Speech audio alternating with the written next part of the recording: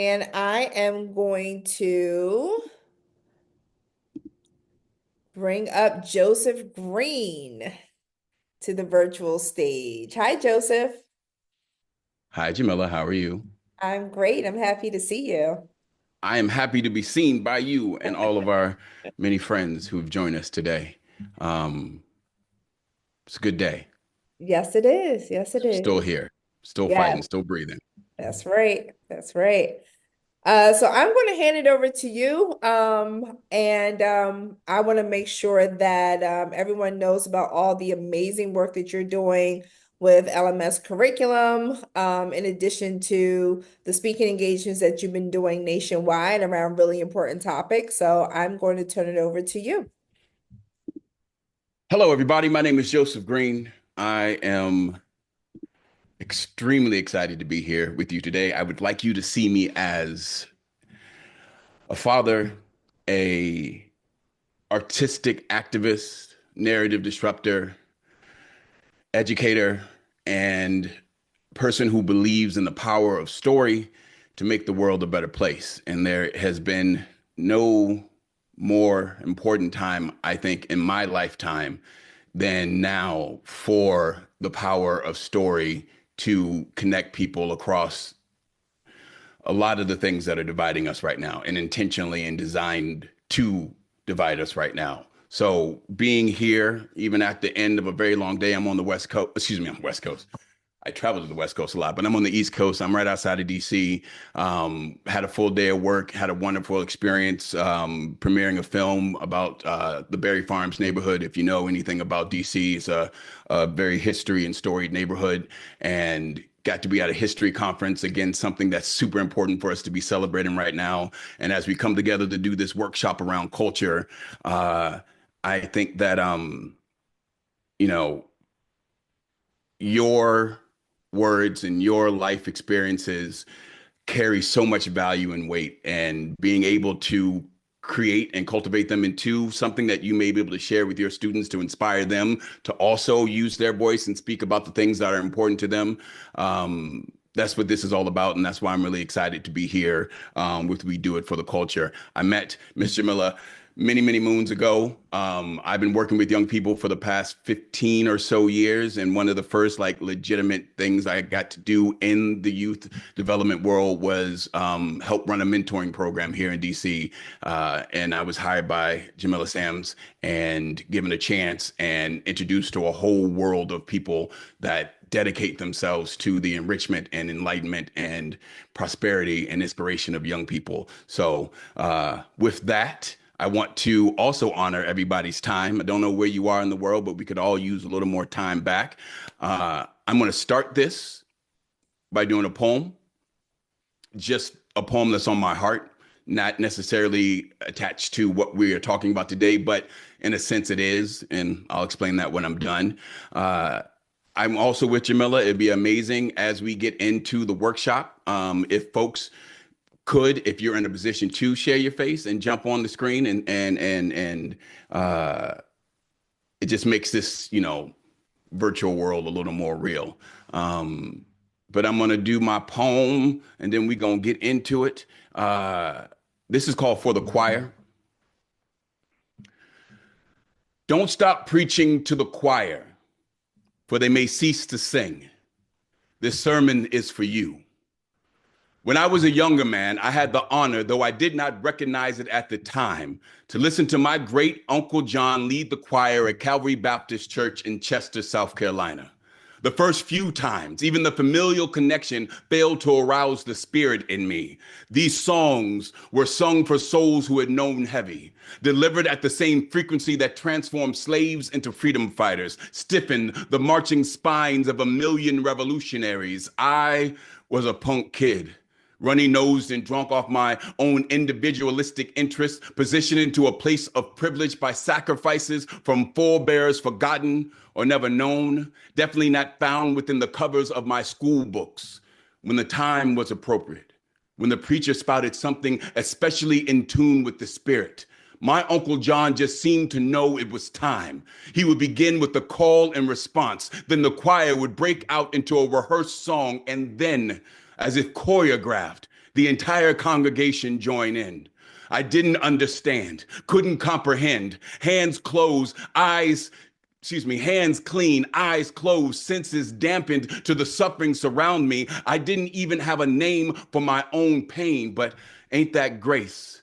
I was blessed to have been awoken to a greater purpose in life and enough time to go back and hear my Uncle John sing one more time before his passing. What I heard in the music that day connected me to a voice that will never be mine alone, merely borrowed. A voice built by those who, for all of time, have risen to occasions deemed impossible, accepted missions denied by all others, chose paths known to be fraught with doom, a voice of welcome, declaring amidst the disastrous clamor of history, here you are safe.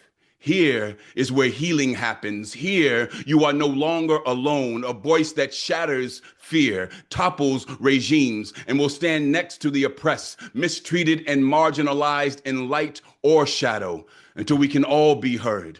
A voice that preaches to the choir, sings to the congregation, and calls in those who have traditionally been left outside the church's door. This poem is a sermon of gratitude for those individuals and organizations that use their voice to dismantle despair, break barriers, heal the harmed, lighthouse home the lost, or pray for the sick and forgotten. May these words lift up your spirit, carry you a few extra miles in your vital yet oftentimes thankless work. Though your song may be muffled by the overwhelming discord of this world, please do not silence your voice. As long as I am able, I will play herald to your harmonies of hope until the entire congregation joins in. Oh, let's give some virtual snaps, some real snaps if you can come off of mute for that. That was really powerful. Powerful. Thank you, Joseph. You're welcome, Jamila, and friends, and hearts, and snaps. I said at the beginning that this wasn't really tied in with the workshop that I'm doing today, but the truth is, as I was getting into it and remembering it, it's funny the things that in our youth sometimes we ignore because we're forced to do them that actually are and become very important parts of our culture and who we are. And I was made to go to church growing up. And when we went down to South Carolina, which is where my father's people are from, we would sit and, I had the teenage look on my face like, when is this over? When can we move from here? But when I think back to what it meant to see like my family in the pews, what it meant to see my uncle sing, and how badly I would love to hear and see that again. It really did have a lot to do with who I became, and I didn't realize like I became a performer. I'm watching people perform in my family, folks that I see on a regular basis getting up and having their voices heard, and that became what I did, what I do for a living. And so I think back to that, and that really does speak to this workshop. And as we are looking through our lives for the culture, the things that make us who we are, I think it's important to keep that in mind. It's not always the big E's. Sometimes it's the repetitiveness of seeing a thing happen over and over again, and then one day realizing, this is a beautiful and powerful and meaningful thing, even if I wasn't ready to receive it when it happened. So, with that, I would love to take a moment to get my screen up, and I'm going to jump directly into this workshop. This workshop is meant to be sort of like a training of the trainer. I'm going to do a lot of like stepping outside of the role of like, now write this, or let's talk about that. To try to offer you just some of the lessons that I've learned running after school creative writing programs for many years and running thousands of poetry workshops with young people. And many times in the situation where I'm like the dude who's called in and I got 1 hour and the kids didn't volunteer to do poetry. So we got to really get them to a point where they're willing to share and or emote in a way that is not something that they do on a regular basis. So I will try my best to step out of the facilitator space to answer some questions. And Jamila, if you could be my wing person here, I am looking at multiple screens. So if people raise their hand, and I invite Yeah, you to do so. If people put you have a question, you want to put it in the chat, Jamila, if you could just bring it to my attention, I'd be more than happy to answer as many questions as possible. Um, but yeah, let's do this. Here's my screen. absolutely.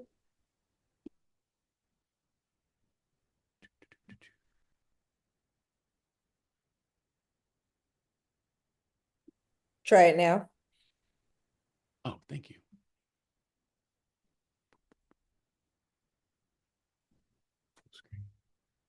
It's not you right now. It's definitely me. Give me 10 seconds. There I am. All right. Share.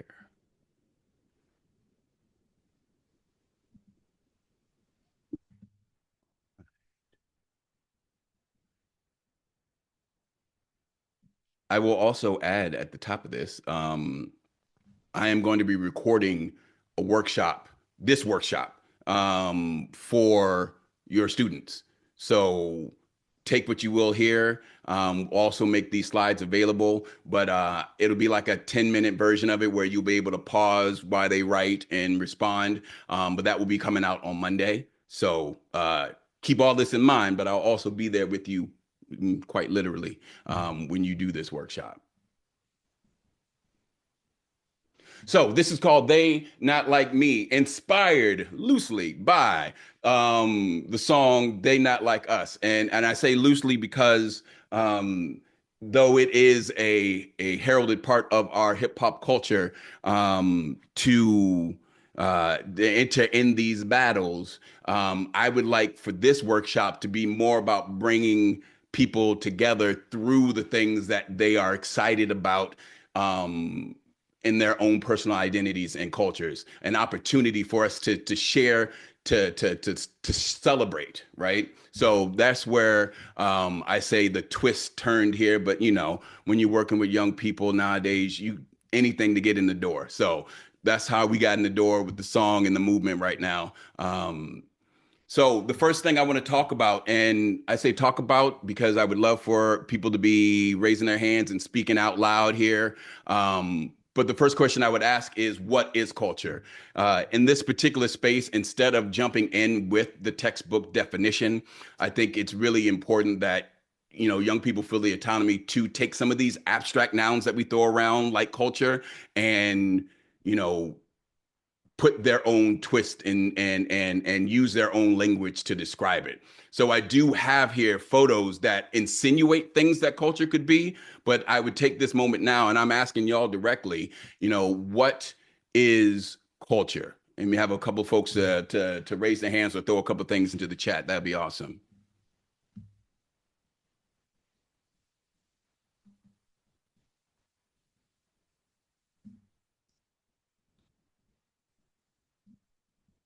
Jamila, Yeah, I'm just quick dropping. question to you. Say it again. I would say I have a quick question for you. Yes, sir. Um, I can't see the chat in my full screen. So if Yep, someone puts, yeah, can you let me know I what's got going on you. there? I'm your wing woman, if that's the thing. Okay. All right. So Anna said music, food, social norms. I put in the chat just collective layers. So I'm getting into my poetry mode, getting a little abstract. Um, and we're just waiting for some more people to kind of drop something in the chat or I feel like I hear somebody trying to speak. oh, I think that was accidental. That was excellent. But you are more than welcome to come off of mute and share if you would like to, or you can feel free to drop something in the chat. All right. Joseph just dropped culture is like a group chat that has been going on for centuries. Yes. Full of inside jokes, traditions, fashion trends, and unspoken rules. It is the reason why some people eat spicy food for breakfast, while others think salt is an adventurous seasoning. It is why some folks dance when they hear music, and others just nod like they're approving a business deal. Basically, culture is humanity's mixtape. Some tracks are fire, some tracks are weird, but together they make history. Dope. Those are bars, Joseph. Those are bars. Okay, so first and foremost, Joseph, I'm gonna sit here and refuse to believe that you came and just like put that out in the world like that. This part of me says that like you had that definition ready to go. You had a cultural workshop before here, and you're like, I'm gonna use this. I'm gonna look real fancy. No, that's brilliant, and I love the time and care that you put into that response. Um, if we look at the photographs here, the goal with this workshop is not just to highlight the big things and the things that we would like normally consider, but also to try to invite in people who come from different cultural backgrounds that we don't always make space for. So you have the different types of cuisines and dining, and right. And I know when I was a kid and went to school, and my mom made my lunch, and I went to school and elementary school with primarily white kids, and I would like pull out things from my and that they were not accustomed to seeing.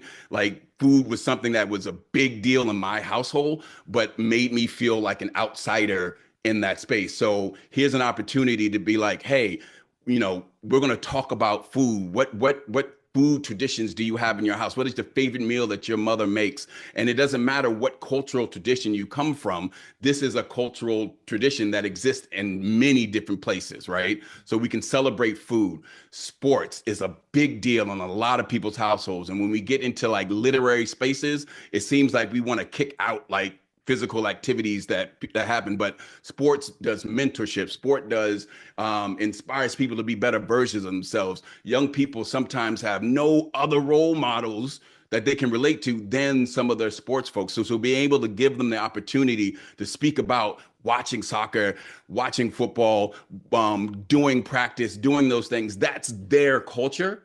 And we can invite that into the space also. Same thing with gaming, which is something that 10 years ago, I probably would have rolled my eyes if someone said, we're going to put gaming into a poem or we're going to talk about gaming. But to these young people, it's a big deal. Gaming, anime. My 11-year-old is obsessed with manga. Like these are things that are starting to define who they are and how they relate to the world. So let's give them space, especially in a workshop like this, where we're welcome everybody to the table to talk about how these things um, inspire them and speak to who they are as a person. So if you're doing this in the classroom, this would be a great opportunity to get the whiteboard going, get the butcher paper going, make the list as they're shouting out these things to you, so that they can see these things physically in front of you, front of them when it comes time for them to do the writing, and then we can move into a more traditional definition.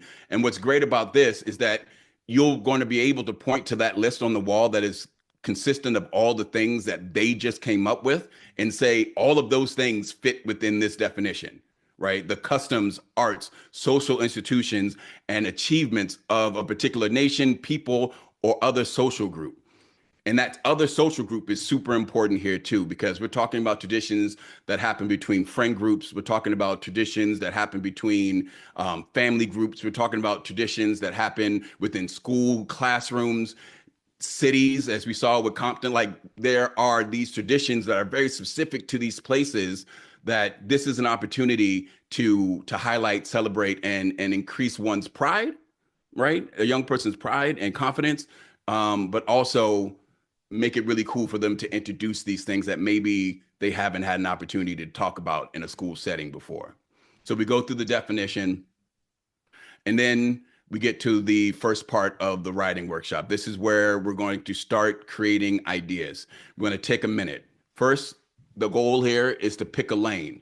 So we present to them, we are going to figure out which social group we're going to come from. Are we coming from a family tradition, like in our house, Friday night pizza night?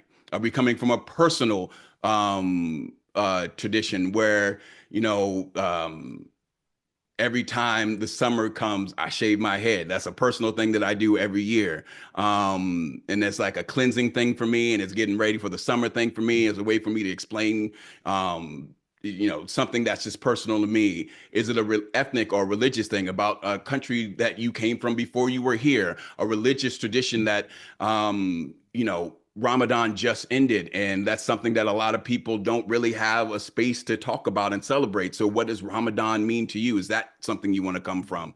Is it school, like participating in after school activities? Is that something that really makes you feel like you? Is it the city? Is it the music group that the music that you listen to, and the culture that goes with that, whether it's, piercings or tattoos, or straight edge culture or hip hop culture, whatever it may be, right? You're trying to create a wide enough net that when the young people get to the point where they make their choice, they don't feel like they don't have something that is theirs also. Because as I put in the middle here, we're trying to highlight the light, right?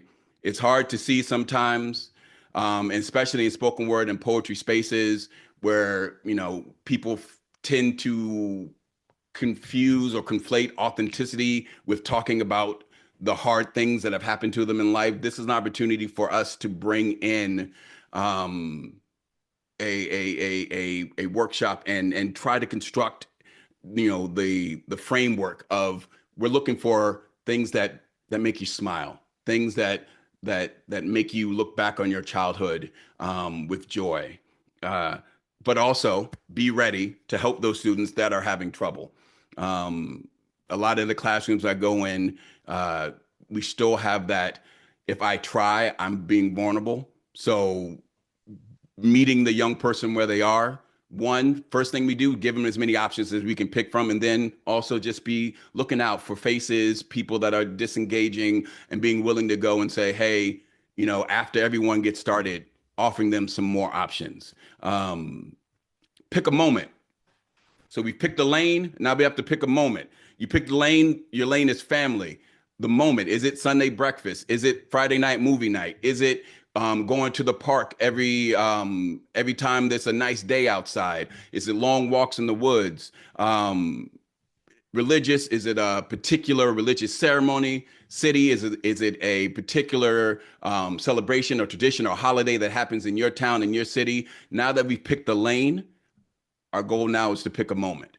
And this, again, is something that you can have them do individually for 1 or 2 minutes, but it's also really important to have those who are willing call these out and put them on the board, because there's always going to be someone who's struggling. And a lot of times all they need to see is that somebody else had, a similar or close idea to co-sign. Go ahead, Jamila. Yeah, and thank you so much for this. And one of the things that you were just talking about, like sometimes students struggle with vulnerability. Another reason why we wanted to do this workshop with facilitators is that sometimes as adults, we also struggle with vulnerability. And so, as much as possible, trying to do this workshop in advance with yourself and come up with your own lane, your own moment to use kind of as an example would then allow students to kind of take down their guard and do the same. I 100% agree. It's almost like she taught me everything I know. Um, but yeah, in this space, and I know it's difficult. I do a lot of work in substance use disorder and working with peers and people in active addiction and creating artistic opportunities for folks to share. And one of the things that, we often come against is, how much of us is it okay to put out in that space? How much is it safe? How much, are people going to take advantage of it? So on and so forth. I think that especially in this workshop, and this is a wonderful opportunity to do it because we're trying to focus on light and positive things, right? This is a great opportunity to share something that warms your heart with them, right? And that hopefully will ignite that in them. And I don't like to ever ask anybody to do something I'm not willing to do, which is why I start workshops out by doing a poem. Because eventually we're gonna get to the point where I'm gonna ask you to do a poem, and I want you to be like, oh, that dude. All right. So here we go. Pick the lane, we pick the moment, and now it's time for us to jump into the workshop itself. Step one, collect the memory. So I do a very simple exercise when I'm doing like straight up storytelling workshops. So we'll present with the idea, and then we say who, what, when, where, how, why, right? We've all heard the structure. So now that you have the memory, I'm going to help you color it in a little bit. So we're going to take 2 minutes and we're going to answer these questions. Who was involved with the memory? What happened?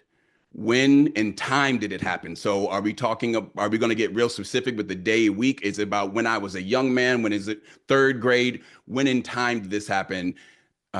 Where in the world did it happen? Or where in the world were you when it happened? And how did it make you feel? And then why do you think you still remember it? So these are all things that you're going to take 2 to 3 minutes. You know, you're young people, you know how much time it's going to take for them to write down the answers to this. What's important to me anyway, you might find it's easier to do it differently. You might find like you have like a bunch of type A students that need to like do complete sentences every time they write down something.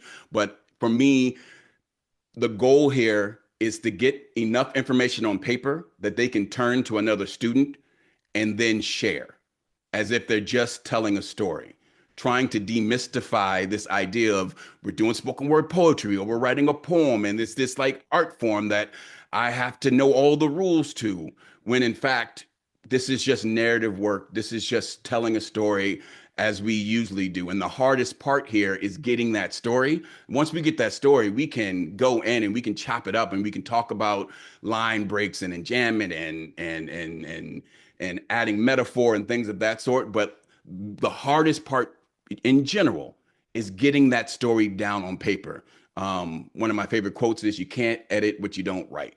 So getting them to that point where like, just give me 3 paragraphs, give me three, whatever, a list, whatever it is. So you give them a few minutes to do this, you pair them up with someone, and then you take 2 minutes to share. What's important about this share is that if the story only goes for 30 seconds, it is your job as the partner, the listener, to ask more questions so that the storyteller can, one, you know, be excited that you're curious to know more, but also you're giving them a structure with which to discover and unravel more of the story. Again, you know, you're young people. In some cases, you might have to give the questions. In this space, you know, the questions can be as simple as, please describe this moment more, or asking for more tangible details so that when they get to the writing part, they have those sensory details. What did it smell like? What did it look like? What did it feel like?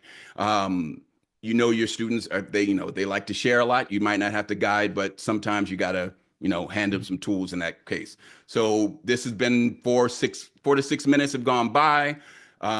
We have these stories. They've taken notes while they've received their questions at the end of it. And so in front of them, they have what essentially will be their word bank for the actual writing workshop.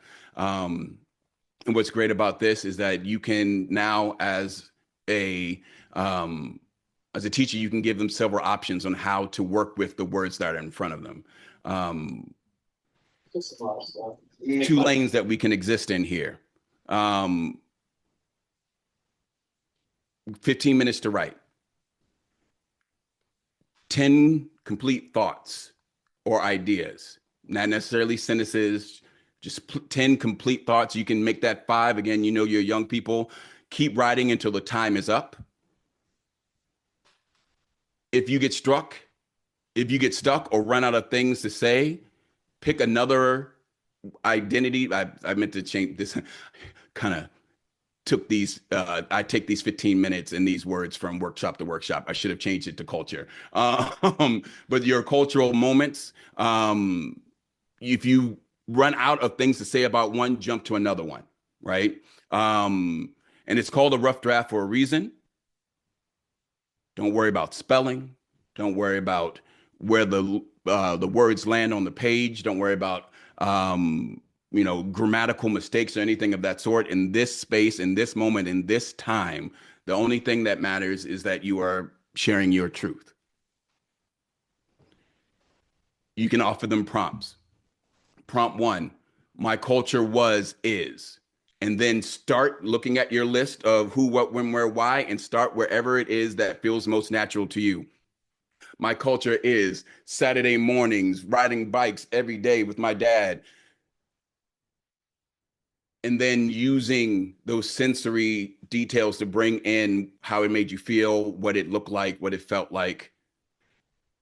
And why do you think this thing still lingers in your mind? Prompt two, they not like me. I'm practicing every day. I'm at church every Sunday. And what does that look like? What does that sound like? What does that feel like for you? Using again the bank that you already have. Prompt four and prompt four.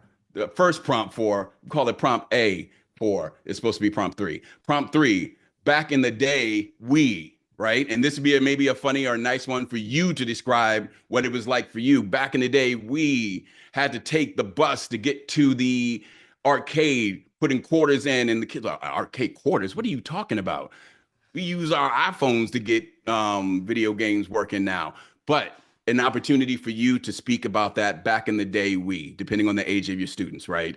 And then prompt four, I am made of Sunday evening dinners, grandma singing, hands together, prayers before meal. These are an opportunity again for them to see which one of these things ignites their desire to write and to keep going. They can use one, they can use all of them. They can use none of them. If they have an idea that they want to run with, you let them run with that idea. All right. The other thing that you can do, depending on how much time they spent writing and responding to the prompts earlier, the who, what, when, where, why, if they have a page full of words, we can go the opposite direction, giving them permission to start scratching out words and finding lines and phrases and things that really jump out to them, and then extracting those lines and phrases and putting them on another sheet of paper to create their poem. All right. I'm going to take a break real quick from the screen. I'm going to pull back and I'm going to see some faces, maybe. And this is be an opportunity, one, for us to hopefully So, ask some questions. yep, there's a question in the chat. So Johnny asked, were there specifications to the memory? So the memory component. So the memory, as far as are there specifications to the memory? We're looking for a positive memory. We're looking for a memory that is clear enough that we can extract details and share from. We're looking for a memory that we have permission to share. In that case, just letting folks know that, you know, if other people are involved in this story, like it's important to think about that and consider that in sharing. But the idea is that the memory is attached to the lane, right? So if the lane is family, then the memory is something that a tradition or a culture or a thing that you did with your family. If it's religious, and it's something you did through religion and so on and so forth. So allowing them to have many options, narrow them, right? And depending on how much time you have 2 days to do this lesson, you could give them time to explore 2 or 3 memories before we even get to the actual creating the poem part of it. If you think that would be, and this is a great way also, beginning of the school year, or even a reset of culture in the classroom, giving people an opportunity to have what I call intentional conversations through this, right? Every writing workshop that I've created has been has turned out to also be a really good opportunity to have a conversation about something. So where you want to lie in that, you know, spectrum or focus on in that spectrum, that's completely up to you and what you think your young people need out of this. Thank you. Great question. And again, these are clarifying questions that more than likely are going to come up with your students. So this is great that we're kind of going through what the possibilities could be now. Anna, question? Yeah, do you advise them the kids to consider if the lane they're choosing, if they really feel safe to share that lane? Like, do you advise them to consider that they might, like, I don't know. Does that make sense? It Yeah. does make sense. It does. And I would say, so it depends on where you are in your relationship with the young people, right? And so I can't make this like a blanket statement. This is how it's done. If you've been working with it's like it's what month is it? It's the almost, you know, April. It's April, right? We're near the end of the school year at this point, right? Um, Hopefully we have established in our space, the culture and traditions and how we deal with one another, right? A lot of times I had, an hour, 90 minutes to go in, and I'd never seen these young people before. So one of the things that I would say at this point, and I would say, at several points in the workshop, this is a place for us to share the things that we are comfortable sharing, period, right? Um, Depending on the workshop, right? I try to make sure that, some days if I'm in a school for multiple days, I'm like, counselor, we're going to get really, emotional on this day. I may have someone I need to refer to you, or hey, maybe you want to come by while I'm doing this, just in case someone needs somebody to talk to. I think that's really important. But this particular workshop, um, the when I think about, the space or chance of something negative occurring, it's less with those who are willing to share and more with those who are having problems getting past trauma or negative opportunity or negative past events to find that positive traditional moment, right? And so that's why I think it's really important for us to, if the young people don't make the list expansive of things that you can pull from, then it's our job to make that list expansive. And try to help everyone in that room find that thing, whether it's, you know, buying hot Cheetos every day before you come to school, like whatever it is, like there's something that you do or have done that you can describe to somebody in this poem. Some will be profound and very meaningful. Some will be silly, but they still, give folks an opportunity to share a part of themselves that matters. Yeah. Thank you Thank you for for that that. question. Mhm. And then I'm just, putting the theme back in the chat, hopefully, we don't know what students are going to come up with. And so I'm just reiterating the theme. We're celebrating uniqueness, like what makes you you. So I think that was a great answer, Joseph. We can only be as comfortable as the students are. So making sure that they feel safe enough to share their story, whatever that story may be. So thank you so much for that question, Anna. And I want to add one thing real quick. Sorry. Um, I can hear dinner time happening above me, so we got to get to this. But fashion is something that I didn't bring into this.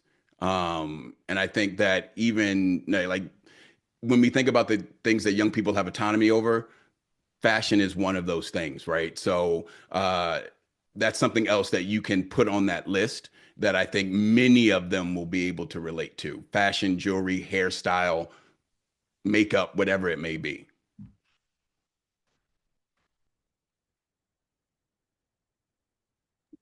Absolutely. And Darlisa said, thank you for that response. She's going to share with her students who are nervous to share tough memories. Thank you. All right. Any other questions before we go on? All right. So we are technically at the end of what I was going to do today. As far as presenting, because of time constraints, I didn't actually run us through the full workshop like you. I didn't ask for you to write down things and so on and so forth. But I hope that you feel comfortable, and I will have Jamila. I will send these slides to Jamila immediately. So if you want to work on something over the weekend, you'll have time before you present this to your students, and then you'll get the actual workshop that you can use if you want to play it in your classroom. You'll have that available to you on Monday. Uh, my name is Joseph Green. I'm going to put my information Thank in the you. chat real quick. Yes. And if you want to know more about the work that we do, we have a curriculum. It is a free curriculum that you can access. It is not compared to what we do for the culture does as far as the wraparound and the training and so on and so forth, because it is free. But we are constantly adding to it.